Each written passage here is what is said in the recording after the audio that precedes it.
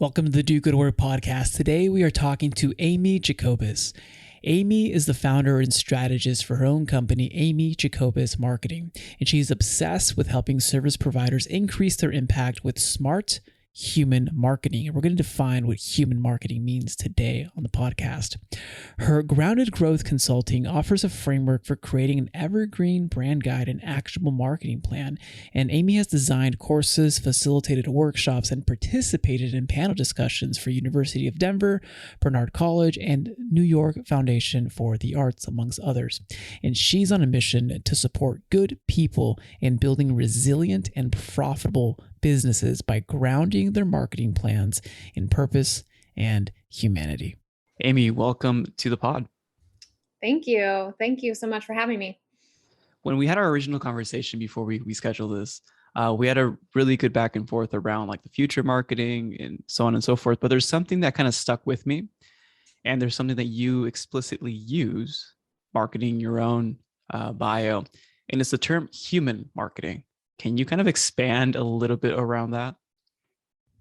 Sure. So I often talk about how I personally and my company generally has an approach that combines traditional thinking around marketing, actually looking at data and analytics, reporting real person reactions and results, and creative storytelling, graphics, brand design, all of those beautiful elements that we have in the marketing space with what feels actually human and in integrity with what we want our businesses to be and how we want to operate. And so that last layer is really this idea of, does that feel like me? Does that feel good?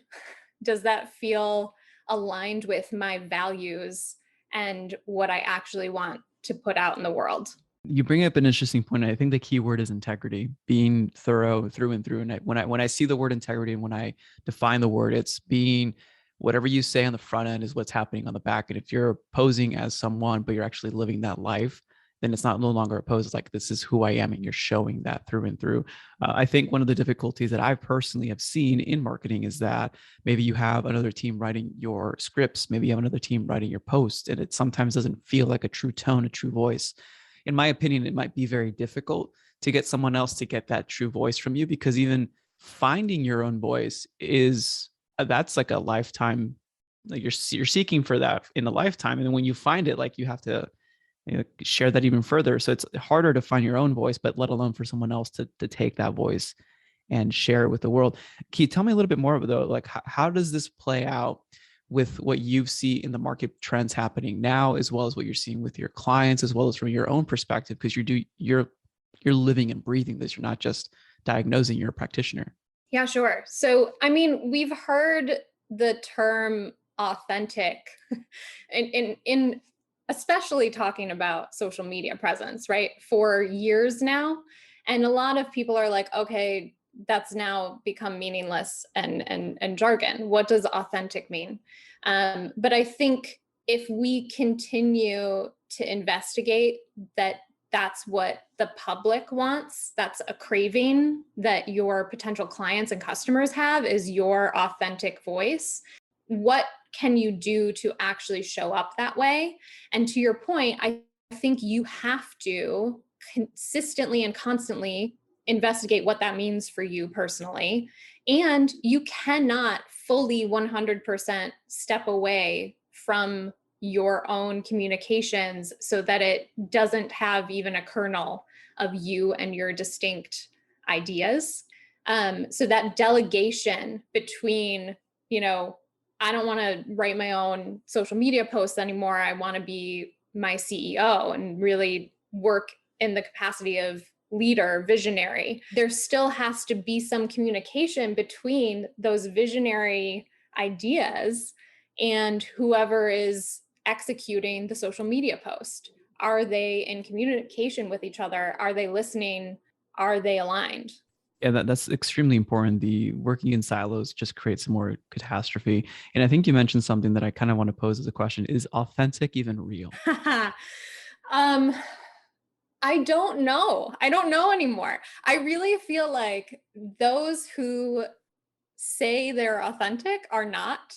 Yeah. Those who seek authenticity are more real. It's a practice. Your point of really what is my voice and will it change over time? The answer is yes, it will change over time, just as you change over time, just as you grow as a person, just as you grow as a business leader. And so it has to be a constant practice, just like yoga would be a constant practice, rather than, oh, I've found my perfect warrior two, and now my body will hit this every time I'm here, right? That's not how it works. And I think that distinction means that those who think that they've found the authentic voice and that's it, now they're done, are no longer going to be authentic in a period of weeks, months, years, because they've evolved and now their voice has not. Exactly. And I want to carry this even further, that I believe that, yeah, is authentic even real? I would say that it's either is seeking authenticity, you're right. It is towards what's becoming what is real, but I think it's seeking what is of most service. And Mm-hmm. I think when you do that, it will get you to be uncomfortable. It's like maybe people won't care about, like, I had a mentor, like he cared about rock music, but his audience never did. So he tried to share that for his post. Like, well, no one listened to me. I'm like, well, clearly no one cares about that. Right. But I think it's that's a funny aside, but I think it's who am I serving and what is of most service, and then being true to that service. And that does take a discipline, that does take, the difficult boring work, and that may feel like you are sharing just one authentic piece of you and not every other piece, but that to me is moving towards truer authenticity, because what is in demand and what is the most service does evolve. Therefore you have to evolve as well to meet those needs. Let's flip this on its head and maybe do like a real live brainstorming session, which if you're game for it, it'd be kind of cool to Always. go through this. So all right. Well, I have a little diagram that I was drawing out as you were explaining. So it sounds to me like when we're talking about becoming authentic and really sharing the brand values or the person, like this, is there, before we start, is there a difference that you're seeing here in some of the principles that you're sharing versus a personal brand or a corporate brand or like a company brand? Absolutely, there's a difference. And I will admit that I work primarily with personal brands, not exclusively or entirely, but many, many, many of my clients are coaches, consultants, creatives, service providers who are masters of their own craft and have now had to become marketers to build up their own businesses. And their voice is their individual voice and personality is super important to be instilled and infused within that marketing, because that's what makes them stand out as unique against their competitors. When that's the case, your personal values are absolutely tied into your brand values, because Mhm. you've built this business for a reason. There's some purpose and why behind what you chose to do. And that's absolutely going to come into play when you're investigating what's important to me in the work I provide and how we show up in the world. A corporate brand is going to investigate that a very different way, because there are a number of players involved. There's a whole different market involved. But I think if you're working on that individual level, that small team level, that business builder because of a purpose level, your personal values really become a part of how you show up, and your personal personality becomes a part of how you show up. That's 100% true. And how do you marry that to the trend that we're seeing a lot of founder brands, being that there is like this company entity that has its own logo, color scheme, brand, messaging, mission, but also the founder being the forefront and the spokesperson for that brand. And now they're almost like they're leading the charge. I think it gives the potential clients and customers someone to root for, someone to feel connected to, someone to buy from, instead of an entity to feel all of those things, or try to manufacture those feelings for. It's a good Um, word, manufacturer. which, yeah, because it's hard to care about an entity, but it's easy to learn about and care about another human being. Mhm. And so this idea of founder-led marketing and brands, I think, is a natural evolution of wanting that human side of business to be up front and center. And so it feels to me like the right direction to head towards, in order to really find customers and clients who are loyal to you for years and years. It has a longer term mindset, I think, Mhm. in terms of marketing, focusing on that relationship building rather than short term kind of vanity wins or just short term sales. Yeah, definitely not a fan of the vanity wins or the vanity metrics for that matter. So let's dive into this brainstorm, because a lot of our listeners either are mostly on the personal side and or they could leverage their existing brand to be a personal in the forefront, and some even want to become and get out of the day-to-day, go into the forefront. So I think regardless of if you're in a job right now and you're looking to go solo or creator, or you are your own personal brand, probably this is the most important piece, because not only is branding, the forefront, the facing, the marketing, but it also attaches to your mission, your values, as well as why you're actually doing what you do and sharing that with the world. So when we get started on this, Amy, like I think that's the first delineation, like personal brand or brand. But then from there, where do we go? What are some of like a framework or an action step that you see being most effective or helpful? Sure. So, an exercise that I use with many of my clients, we have a framework for how we approach this brand and marketing strategy as a whole, right? We also will help you come up with content and all of the little granular things along the way. But I always like to start with an exercise that is first an investigation internally about what is important to you in your company, in your work, in how you show up. And then an investigation of how much does that align with the people who have worked with you or the people in your orbit already, so that you can find patterns of like what is showing up for them, what is not, what is missing here, what is surprising. That's interesting. Yeah. So we start, Well, yeah, let's pause for a second. Let me just see that I make sure that I understood this. So it's whatever, however you're wanting to show up, and did that attract the right person? that. And do they, I often have like the distinction of, I only want to hear from your right people, actually. So say we ask a company, a personal brand, to sit with their most trusted advisors or their existing small team, the people who work with them day to day and like know how they want to do business. We'll have them talk about what's important to them, what are some, adjectives, value words that describe their work. We will then present those value words to their, top clients. So maybe they're having personal one-on-one interviews with some of those clients if it's a smaller group, or maybe they're sending out some kind of survey to a larger group of people, but it's only the people that you had a good working relationship with and you would love to work with again, or people just like them. Because those are the folks who are going to say, I actually never thought of you as organized, but that seems to be important to you. And then that like mix up Yeah. starts to open up. Well, we don't talk about that as part of our process, or maybe we need to reassess some of our working processes to make sure that comes across. Or people come to you with their own words and adjectives to describe what it was like working with you, and you never thought to describe yourself that way, but you loved working with that person. And you're like, if that was important to them, I know I need to capitalize on that aspect of our work to gain other clients like them. Feel like a lot of people would tiptoe. That's because there seems to be resistance. If I believe you had your clients have resistance to doing this exercise because it might seem Oh, uncomfortable, for right? sure. Oh, Yeah. for sure. Yeah. I mean, you're essentially going out there and saying, what do you like about me? to people. And it feels it feels self-congratulatory. It feels Mhm. like boasting or bragging, which can be really uncomfortable for folks.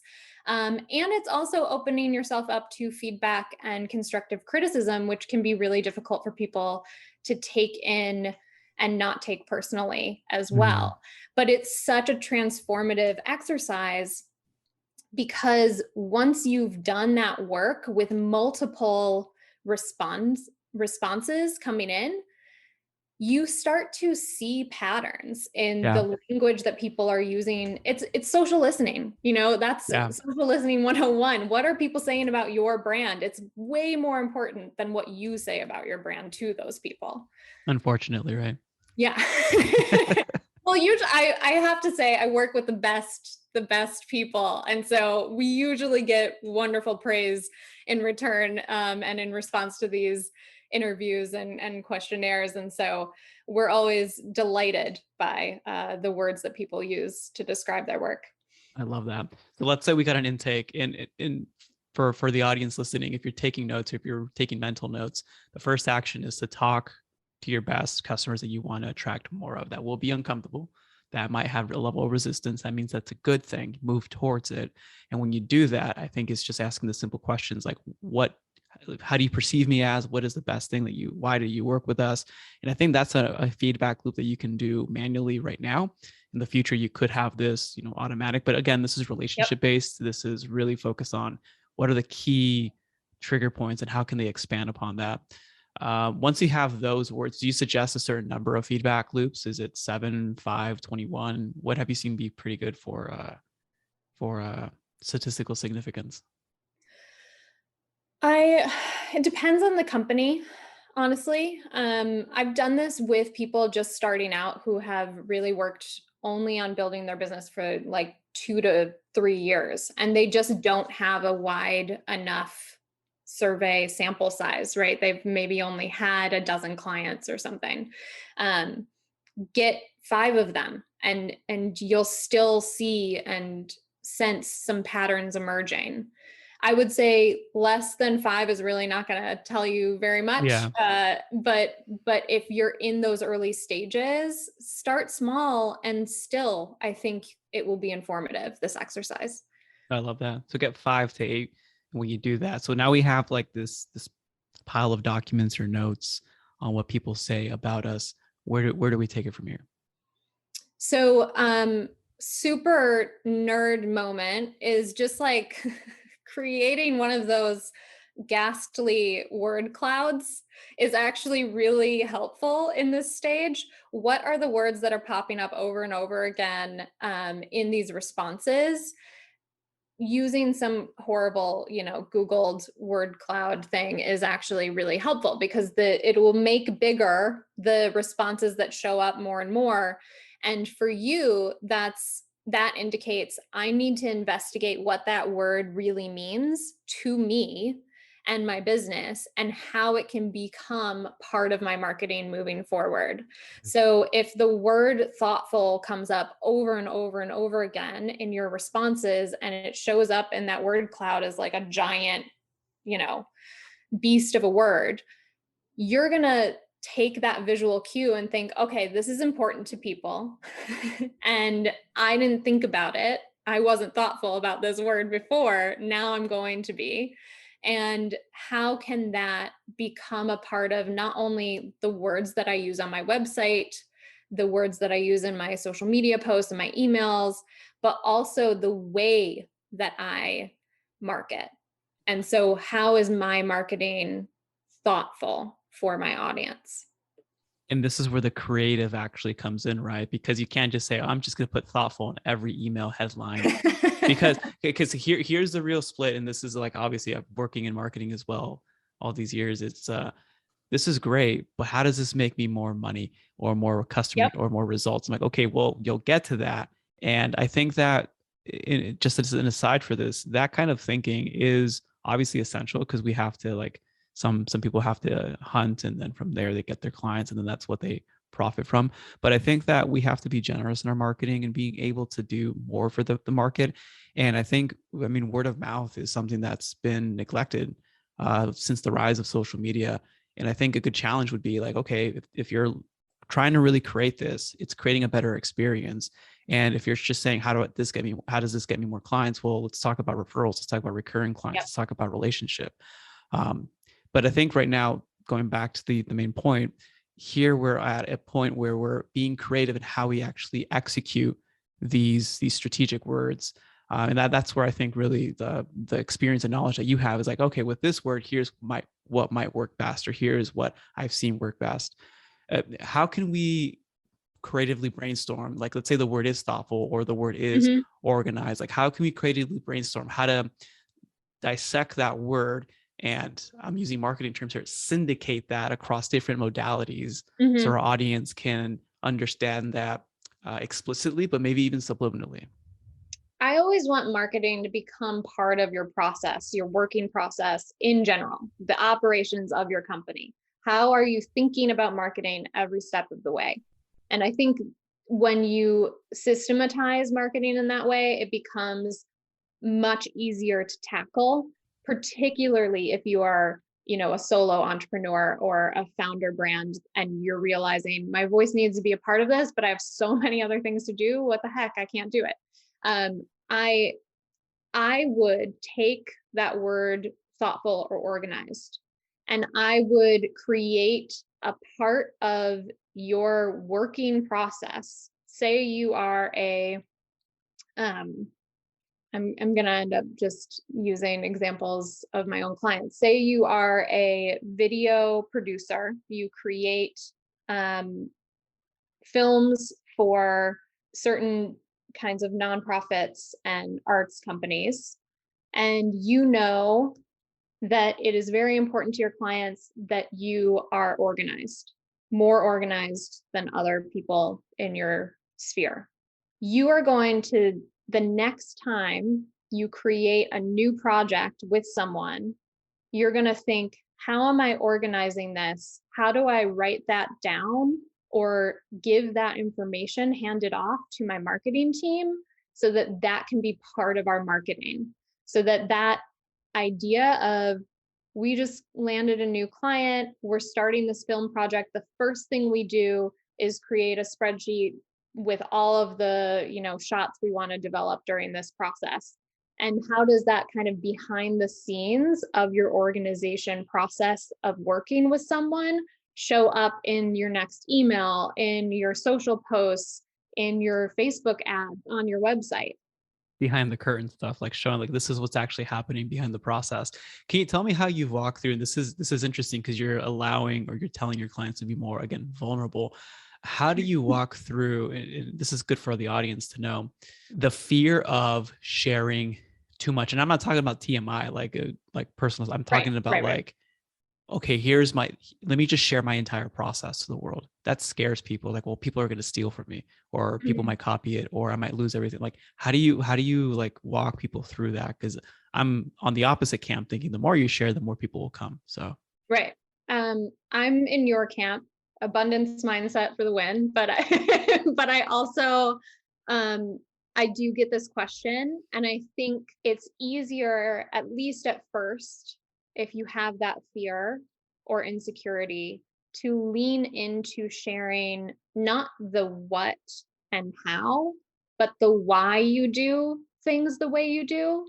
And so perhaps you're not giving people a shot list spreadsheet template for them to also use in their business.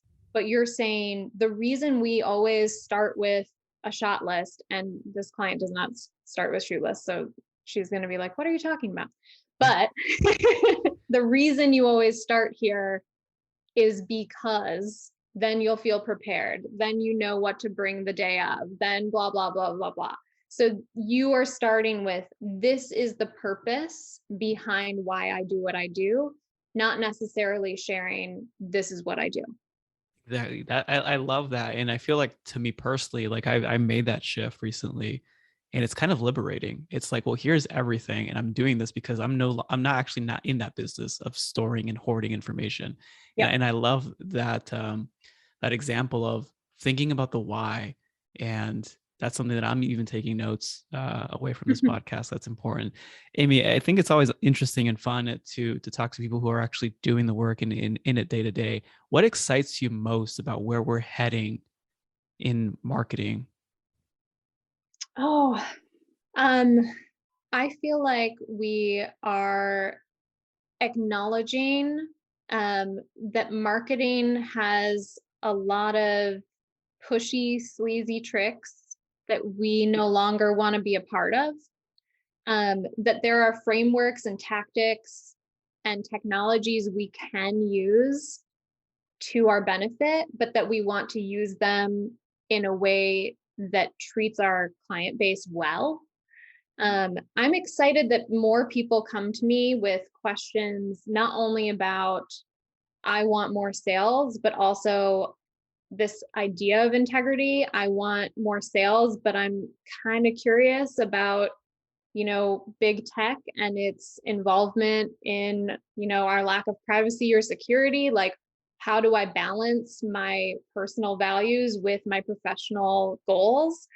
I think I think I'm seeing that more and more on the founder individual level, really infusing an actual sense of integrity and values in how they approach the marketing, not just how they approach the work. I think that's extremely important. And maybe as a final question, because you popped up another one which I think is really good. How do we rinse if we come from that world? Because I mean, I grew up in the direct response world, and you see a lot of good, wonderful marketing, and then others you're like, well, how is this real? Real, like, wow, like that's pretty sleazy, but it sells. Right. I know. So the question really is, how do you clean someone up? Because I think this genuine generosity, long-term thinking, you even use the word joyful, which I like. This kind of marketing, I believe, it's on the precipice of what's going to become something bigger and a normal movement for humans, that we actually just want normal conversations online digitally, as opposed to psychological sales processes. How would you go about cleaning that up? If you, I know it's a big question, it's a big task, but what would be like some of your top of mind things around that? So the first thing that comes to mind is the golden rule, right? I mean, think about what you're putting out there. Would you want that in front of you? Would that work on you? Would it feel genuine or warm or all of the things that you want to show up as a business leader, as a founder, as a company? Um, I think when we think only about tactics we know to have worked in the past, instead of tactics we know might work, how do we feel about them now Mm-hmm. in 2022? We lose an opportunity to connect more deeply and have that human factor and that longer term gain from building real relationships instead of short term wins. And so to question what has come before, I think is a big piece of it. This is what I did in my last launch. I'm gearing up for the next one. How do I feel about those tactics? Which of them worked, because data is part of this process, but also I felt icky sending that email.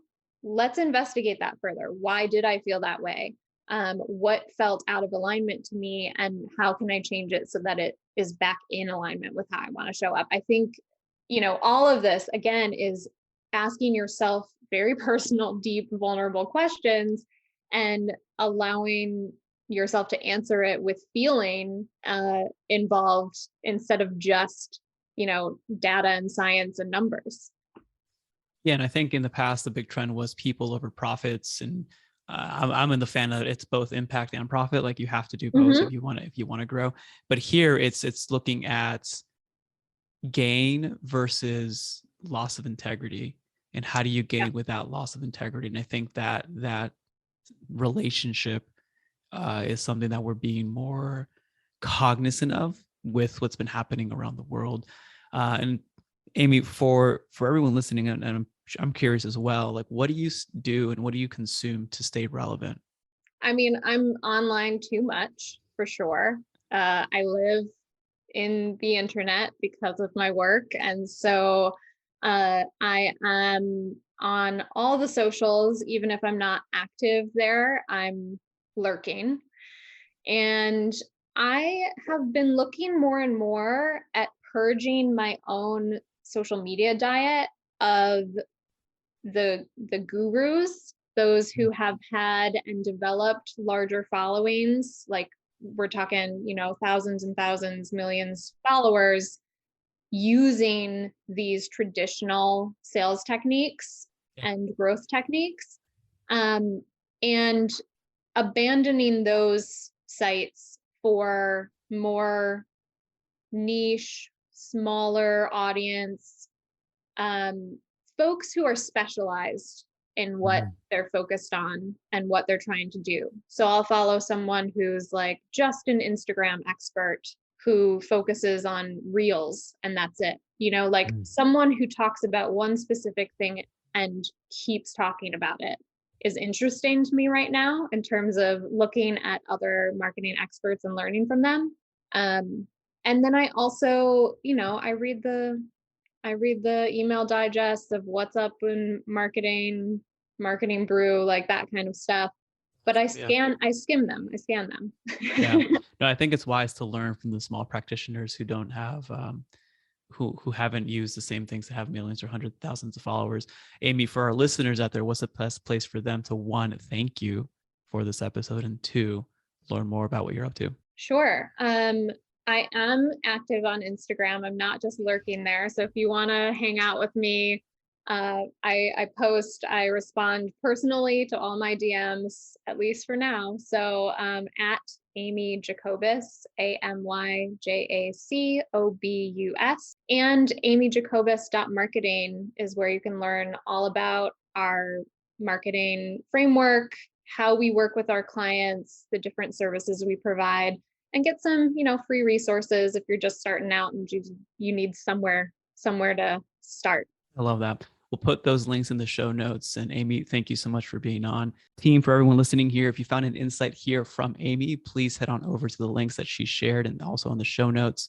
And if you have any questions or future topic questions that you have for the podcast, you can send me an email directly at podcast@dogoodwork.io. That's podcast@dogoodwork.io. This is Raul Hernandez. It's a pleasure and an honor to be part of your journey. Do good at work.